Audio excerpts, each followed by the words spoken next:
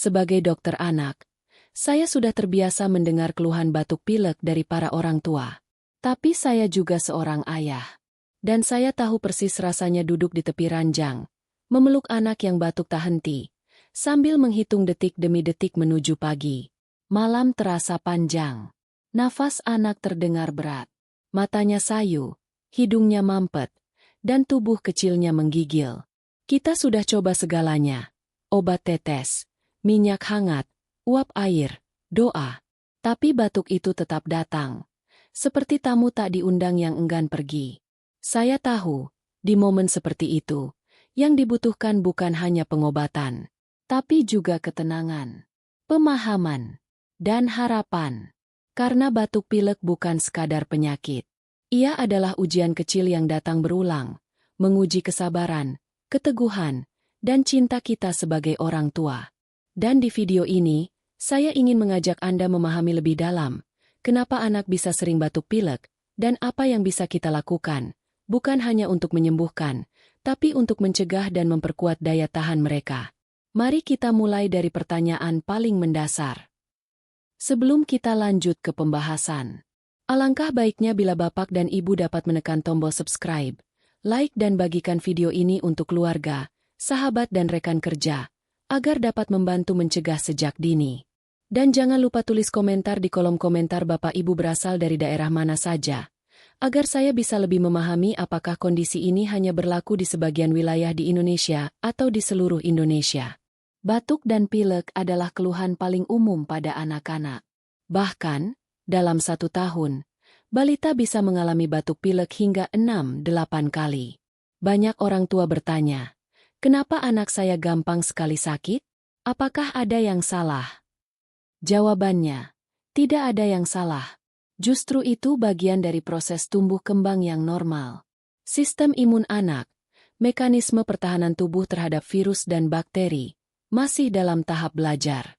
Ibarat tentara baru yang belum mengenal semua musuh, tubuh anak masih beradaptasi, mengenali, dan membentuk memori imunologis. Setiap kali anak terpapar virus flu atau batuk, tubuhnya belajar. Sel imun mulai mengenali pola musuh, membentuk antibodi, dan memperkuat pertahanan. Tapi proses ini butuh waktu. Dan selama masa belajar itu, anak akan lebih rentan terhadap infeksi ringan seperti batuk pilek.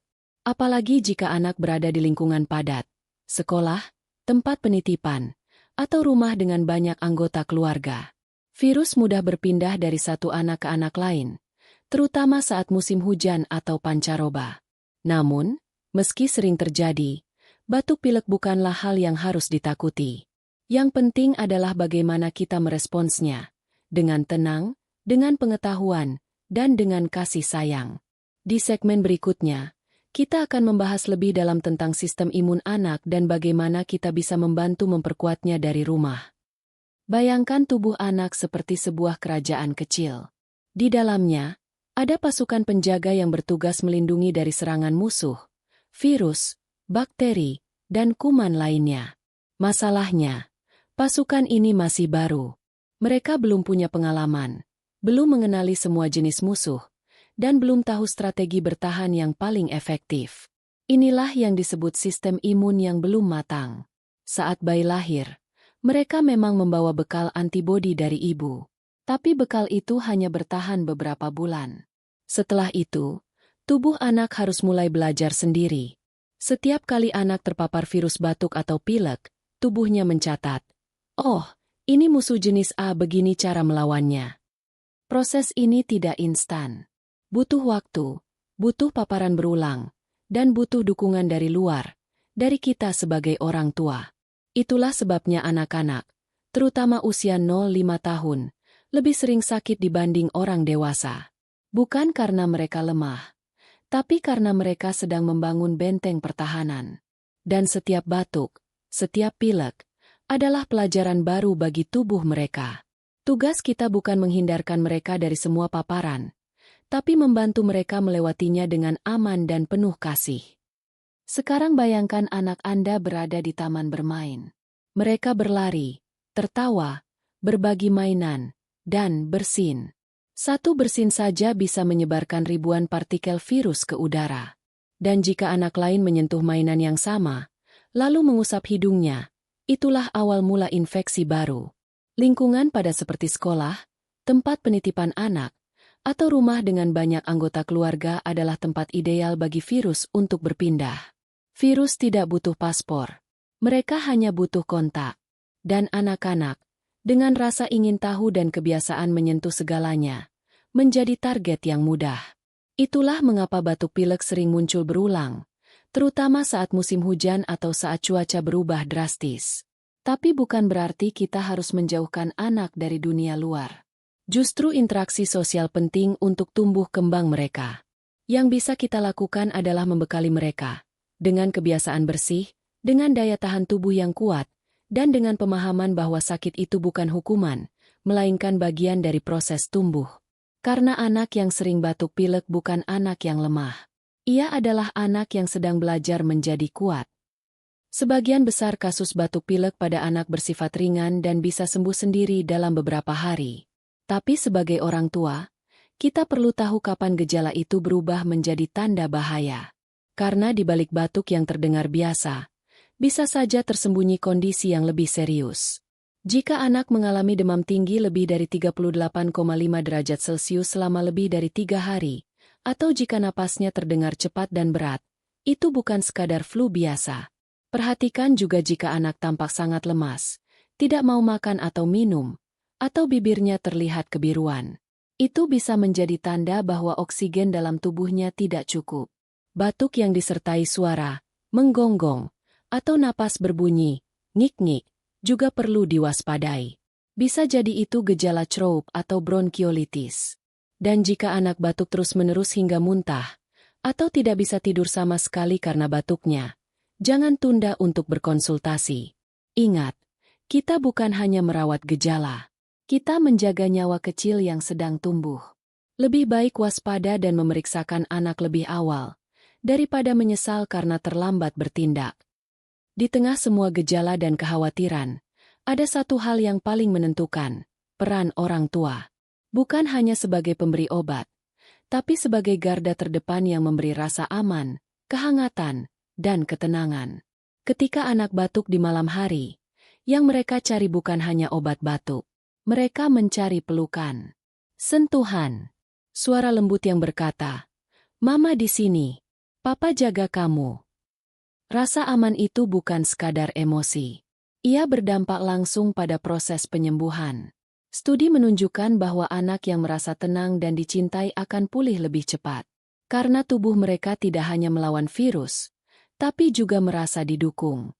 Jadi, jangan pernah meremehkan kekuatan pelukan, senyuman, dan kehadiran kita. Ketika kita duduk di samping mereka, menyeka keringat di dahi, atau membacakan cerita sebelum tidur meski suara kita serak karena lelah, itulah bentuk pengobatan yang paling manusiawi.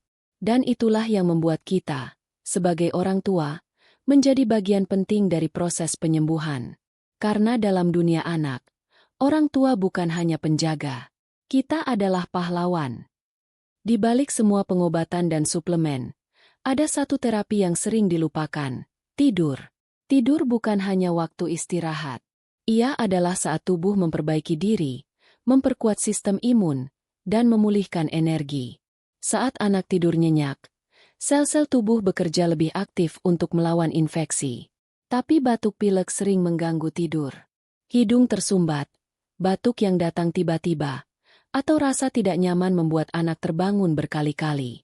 Itulah mengapa penting bagi kita untuk menciptakan lingkungan tidur yang nyaman. Pastikan kamar tidak terlalu dingin atau terlalu panas. Gunakan bantal tambahan untuk sedikit meninggikan posisi kepala, agar lendir tidak menumpuk di saluran napas.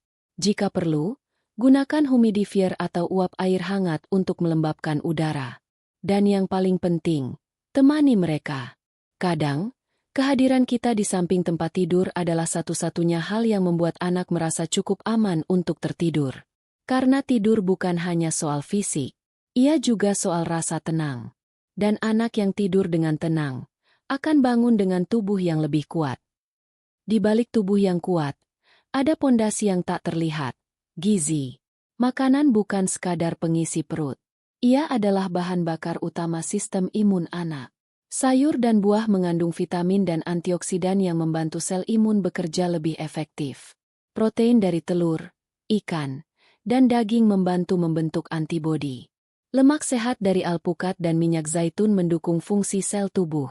Tapi saya tahu, memberi makan anak bukan selalu hal mudah. Ada hari-hari ketika mereka hanya mau nasi putih dan kerupuk. Itulah mengapa penting bagi kita untuk kreatif. Buat makanan jadi menarik. Bentuk sayur jadi karakter lucu. Campur buah dalam yogurt. Sajikan sup hangat dengan roti kecil yang bisa dicelup. Dan jangan lupa, ajak anak makan bersama. Karena suasana makan yang menyenangkan bisa meningkatkan nafsu makan dan memperkuat hubungan emosional. Gizi seimbang bukan soal mahal. Ia soal niat dan kebiasaan. Karena tubuh anak yang cukup nutrisi akan lebih siap menghadapi serangan virus. Dan setiap sendok yang kita berikan adalah investasi untuk masa depan mereka. Ketika anak batuk pilek, tubuh mereka kehilangan banyak cairan, melalui demam, napas cepat, dan lendir yang keluar. Dan dehidrasi bisa memperburuk kondisi. Cairan membantu mengencerkan dahak, menjaga kelembapan saluran napas, dan mempercepat proses detoksifikasi tubuh. Tapi anak yang sedang sakit sering enggan minum. Lidah terasa pahit, tenggorokan sakit, atau mereka hanya merasa lelah.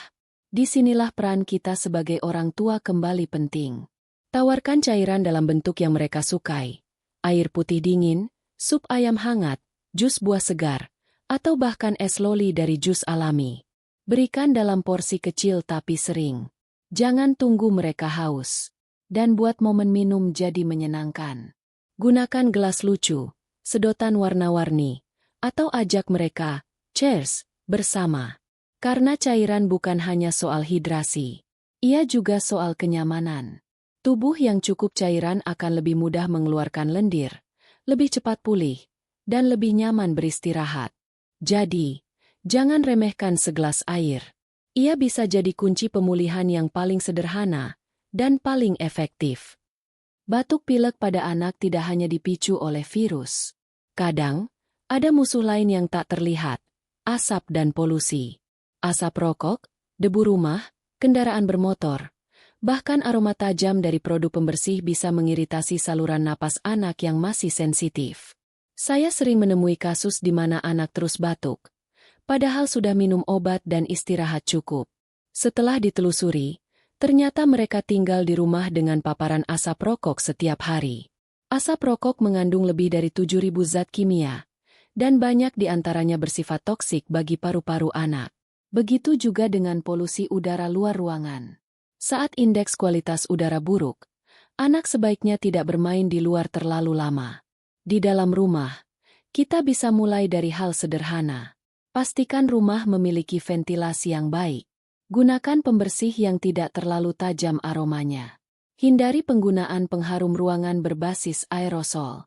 Dan yang paling penting, jangan merokok di dalam rumah, apalagi di dekat anak. Karena paru-paru anak adalah aset masa depan. Dan tugas kita adalah menjaganya dari musuh yang tak terlihat. Udara kering bisa memperparah batuk dan pilek. Saluran napas yang kering akan lebih mudah teriritasi, membuat anak batuk lebih sering dan lebih keras. Di musim hujan atau saat menggunakan pendingin ruangan, kelembapan udara bisa turun drastis. Salah satu solusi sederhana adalah menggunakan humidifier, alat pelembab udara yang membantu menjaga kelembapan optimal di kamar anak. Jika tidak punya humidifier, kita bisa gunakan cara tradisional. Letakkan baskom berisi air hangat di sudut kamar. Atau ajak anak menghirup uap dari air panas yang diberi sedikit minyak kayu putih, dengan pengawasan penuh. Uap hangat membantu mengencerkan lendir, melegakan saluran napas, dan memberi rasa nyaman. Tapi ingat, jangan terlalu dekat dengan air panas. Keamanan tetap nomor 1. Saya sering menyarankan orang tua untuk menjadikan momen uap ini sebagai rutinitas malam hari. Sambil anak menghirup uap, kita bisa membacakan cerita, menyanyikan lagu lembut, atau sekadar duduk bersama. Karena udara yang lembab bukan hanya menenangkan tubuh, tapi juga menenangkan hati. Dan anak yang merasa nyaman, akan lebih cepat pulih. Ketika anak batuk pilek, Banyak orang tua langsung berpikir, perlu antibiotik. Padahal, sebagian besar kasus batuk pilek pada anak disebabkan oleh virus. Dan antibiotik tidak bekerja melawan virus. Antibiotik dirancang untuk membunuh bakteri. Memberikannya saat tidak diperlukan justru bisa menimbulkan masalah baru, seperti resistensi antibiotik, di mana bakteri menjadi kebal dan sulit diobati di masa depan. Saya sering melihat anak yang sudah minum 3 jenis antibiotik, tapi batuknya tetap tidak membaik. Karena yang mereka butuhkan bukan obat, tapi waktu dan dukungan tubuh untuk melawan virus secara alami. Tentu, ada kondisi tertentu di mana antibiotik memang diperlukan. Misalnya jika batuk pilek disertai infeksi telinga, radang tenggorokan bakteri, atau pneumonia. Tapi keputusan itu harus berdasarkan pemeriksaan dokter. Jadi, jangan tergesa-gesa. Jangan panik. Yang terbaik adalah konsultasi terlebih dahulu. Biarkan dokter menentukan apakah anak benar-benar membutuhkan antibiotik atau tidak. Karena pengobatan yang tepat bukan soal cepat, tapi soal bijak. Dan anak yang dirawat dengan bijak akan tumbuh menjadi pribadi yang kuat dan sehat. Di banyak keluarga Indonesia, pengobatan tradisional adalah bagian dari budaya. Madu, jahe, bawang merah, daun sirih, semua dikenal sebagai bahan alami yang bisa membantu meredakan batuk dan pilek. Dan memang, beberapa di antaranya memiliki manfaat yang sudah dibuktikan secara ilmiah. Madu, misalnya, bisa membantu meredakan batuk di malam hari dan meningkatkan kualitas tidur anak. Jahe memiliki sifat antiinflamasi yang bisa membantu menghangatkan tubuh dan melegakan tenggorokan. Tapi penting untuk diingat, alami bukan berarti selalu aman. Beberapa bahan herbal bisa menimbulkan alergi, atau tidak cocok untuk anak di bawah usia tertentu. Jangan pernah memberikan madu pada bayi di bawah 1 tahun, karena risiko botulisme. Dan hindari mencampur terlalu banyak bahan sekaligus, karena kita tidak tahu interaksi antar zatnya. Yang terbaik adalah menggunakan bahan herbal sebagai pelengkap, bukan pengganti pengobatan medis. Konsultasikan dulu dengan dokter, terutama jika anak memiliki riwayat alergi atau sedang mengonsumsi obat lain. Karena pengobatan tradisional bisa menjadi sahabat, asal digunakan dengan bijak dan penuh kehati-hatian. Batuk adalah cara tubuh mengeluarkan lendir dan kuman dari saluran napas. Tapi pada anak kecil, terutama balita, kemampuan batuk belum sekuat orang dewasa. Kadang, lendir menumpuk di paru-paru atau tenggorokan, membuat napas terasa berat dan batuk menjadi tidak efektif. Disinilah teknik tepuk punggung bisa membantu. Bukan sembarang tepuk, tapi dengan cara yang benar dan lembut. Letakkan anak dalam posisi tengkurap atau duduk condong ke depan. Gunakan ujung jari atau telapak tangan yang membentuk cekungan, lalu tepuk perlahan bagian punggung atas, tepat di bawah tulang belikat. Lakukan dengan ritme yang stabil, sekitar 1-2 kali per detik, selama beberapa menit. Tujuannya bukan untuk memaksa lendir keluar, tapi membantu tubuh menggerakkannya agar lebih mudah dikeluarkan saat batuk. Teknik ini bisa dilakukan 2-3 kali sehari, terutama setelah anak bangun tidur atau sebelum tidur malam. Tapi ingat, jika anak tampak tidak nyaman, sesak napas, atau batuk berdarah, segera hentikan dan konsultasikan ke dokter. Karena tepuk punggung bukan pengganti pengobatan, melainkan pelengkap yang bisa membantu anak bernapas lebih lega. Batuk bukan hanya gejala, ia juga bisa menjadi sumber penularan. Setiap kali anak batuk tanpa menutup mulut, ribuan partikel virus bisa menyebar ke udara, permukaan benda, bahkan ke orang lain. Itulah mengapa penting untuk mengajarkan etika batuk sejak dini. Ajari anak untuk menutup mulut dan hidung saat batuk atau bersin, bukan dengan tangan, tapi dengan lengan bagian dalam. Kenapa bukan tangan? Karena tangan sering digunakan untuk menyentuh mainan, makanan, atau wajah. Setelah batuk, biasakan anak mencuci tangan dengan sabun dan air mengalir selama minimal 20 detik. Buat kebiasaan ini jadi menyenangkan. Gunakan lagu pendek saat mencuci tangan, atau beri pujian setiap kali mereka melakukannya dengan benar. Etika batuk bukan hanya soal sopan santun. Ia adalah bentuk tanggung jawab sosial. Ketika anak belajar menjaga kebersihan diri, Mereka juga belajar menjaga orang lain. Dan kebiasaan kecil ini, jika dilakukan konsisten, bisa berdampak besar dalam mencegah penyebaran penyakit di rumah, sekolah, dan lingkungan sekitar. Kadang kita terlalu fokus pada obat dan gejala, sampai lupa bahwa lingkungan tempat anak tinggal juga berperan besar dalam proses penyembuhan. Rumah yang bersih bukan hanya nyaman, tapi juga aman dari penyebaran virus dan bakteri. Mainan yang sering disentuh, gagang pintu, remote TV, bahkan lantai tempat anak merangkak, semuanya bisa menjadi tempat berkumpulnya kuman. Apalagi jika ada anggota keluarga lain yang sedang sakit. Virus bisa bertahan di permukaan benda selama berjam-jam, bahkan berhari-hari. Itulah mengapa kebersihan rumah harus menjadi prioritas. Mulailah dari hal sederhana. Bersihkan mainan anak secara rutin dengan air sabun atau tisu antiseptik. Lap permukaan meja, gagang pintu, dan saklar lampu setiap hari. Cuci tangan sebelum dan sesudah menyentuh anak, terutama saat mereka sakit. Ganti spray dan handuk secara berkala. Dan jangan lupa, ajak anak terlibat. Jadikan kegiatan bersih-bersih sebagai permainan.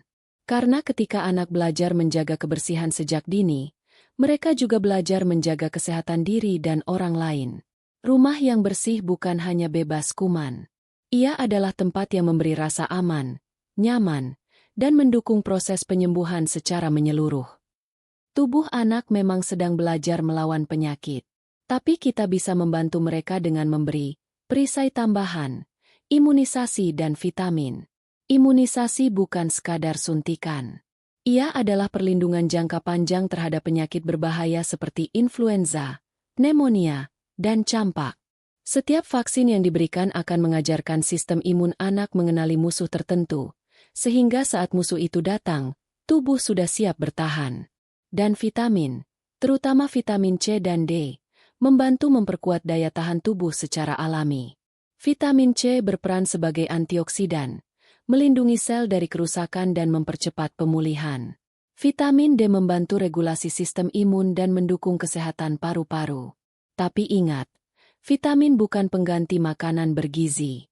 Ia hanya pelengkap. Berikan sesuai anjuran dokter, dan hindari dosis berlebihan.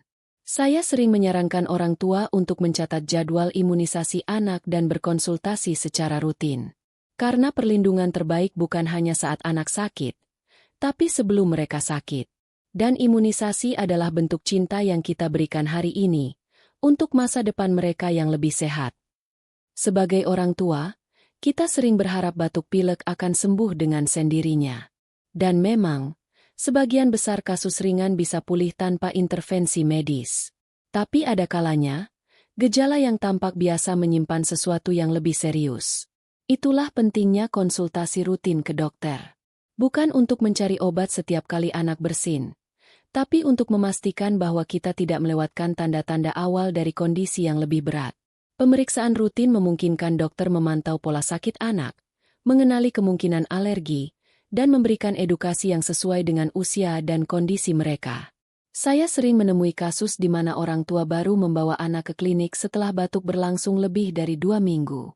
Dan saat itu, infeksinya sudah menyebar, atau anak sudah mengalami komplikasi seperti radang telinga atau infeksi paru. Padahal, jika ditangani lebih awal, proses penyembuhan bisa jauh lebih cepat dan lebih ringan. Konsultasi juga memberi ruang bagi orang tua untuk bertanya, belajar, dan merasa lebih tenang. Karena kesehatan anak bukan hanya soal pengobatan, tapi juga soal pencegahan. Dan dokter bukan hanya tempat mencari resep, tapi mitra dalam menjaga tumbuh kembang anak secara menyeluruh. Di antara semua tips dan terapi, ada satu hal yang sering dilupakan, dukungan emosional. Ketika anak sakit, mereka tidak hanya merasa tidak nyaman secara fisik, mereka juga merasa cemas, takut, dan kadang kesepian. Dan di saat seperti itu, pelukan kita bisa menjadi obat terbaik. Pelukan memberi rasa aman. Sentuhan lembut memberi ketenangan. Kata-kata penuh kasih memberi harapan. Saya pernah melihat seorang anak yang batuk tak henti, tapi begitu dipeluk ibunya, napasnya mulai melambat. Matanya mulai terpejam. Tubuhnya mulai rileks. Itulah kekuatan kehadiran. Dukungan emosional bukan hanya soal empati. Ia berdampak langsung pada sistem saraf dan imun. Anak yang merasa dicintai akan lebih kuat menghadapi rasa sakit. Mereka lebih kooperatif saat diberi obat, lebih tenang saat diperiksa, dan lebih cepat pulih. Jadi, jangan ragu untuk memeluk, membelai, dan berbicara lembut kepada anak saat mereka sakit. Karena dalam dunia mereka, kita adalah sumber kekuatan. Dan kasih sayang yang kita berikan hari ini akan menjadi memori yang mereka bawa seumur hidup. Batuk pilek mungkin datang dan pergi. Ia bisa membuat malam terasa panjang, membuat hati orang tua cemas, dan membuat tubuh kecil anak terasa rapuh. Tapi di balik semua itu, ada satu hal yang tidak pernah hilang, kasih sayang. Setiap pelukan yang kita berikan, setiap suapan hangat, setiap doa yang kita bisikan di tengah malam, semuanya adalah bentuk cinta yang tak terlihat, tapi terasa dalam. Dan anak-anak, meski belum bisa mengucapkan terima kasih dengan kata-kata, menyimpan semua itu di hati mereka. Mereka mungkin lupa rasa obat, tapi mereka tidak akan lupa siapa yang duduk di samping mereka saat demam datang. Mereka mungkin tidak ingat teknik tepuk punggung, tapi mereka akan ingat suara lembut yang berkata, "Kamu kuat, Nak. Mama di sini." Karena dalam proses penyembuhan, yang paling penting bukan hanya apa yang kita berikan, tapi bagaimana kita hadir. Jadi, teruslah hadir. Teruslah mencintai. Karena anak yang tumbuh dalam kasih sayang, akan tumbuh menjadi pribadi yang sehat, bukan hanya secara fisik, tapi juga secara jiwa. Dan itu adalah warisan terbaik yang bisa kita berikan.